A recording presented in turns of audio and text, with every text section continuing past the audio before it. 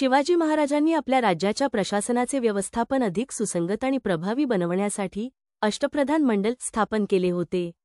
अष्टप्रधान मंडळ म्हणजे 8 प्रमुख मंत्र्यांचा एक सल्लागार मंडळ, ज्याच्या माध्यमातून शिवाजी महाराजांनी विविध क्षेत्रांमध्ये योग्य नियोजन आणि संचालन केले. हे मंडळ प्रशासनाच्या विविध भागांचे विभागलेले होते आणि प्रत्येक मंत्री त्या विभागाच्या कामकाजाच्या देखरेखीसाठी जबाबदार होता.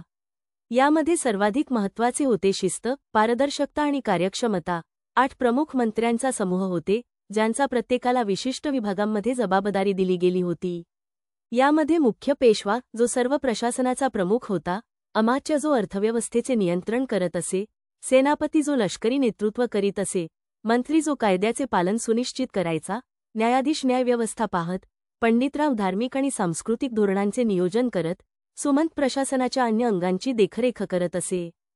अष्टप्रधान मंडळाने शिवाजी महाराजांना प्रत्येक क्षेत्रात आवश्यक निर्णय घेण्यासाठी योग्य सल्ला दिला आणि प्रशासनाच्या विविध शाखांचा उत्कृष्ट समन्वय साधला. यामुळे राज्याची शिस्त आणि कार्यप्रणाली प्रगल्भ बनली. प्रत्येक मंत्र्याचे क्षेत्रीय अधिकार स्पष्ट होते आणि त्यांना निर्णय घेण्याची मुभा होती. यामुळे शासनावर चांगला नियंत्रण ठेवला गेला आणि साम्राज्याच्या संप्रेषणाचे कार्य सुरळीतपणे चालले. शिवाजी महाराजांनी अष्टप्रधान मंडळ स्थापनेच्या माध्यमातून एक मजबूत प्रशासन प्रणाली तयार केली, जी त्यांच्या राज्याच्या विकासासाठी अत्यंत आवश्यक होती.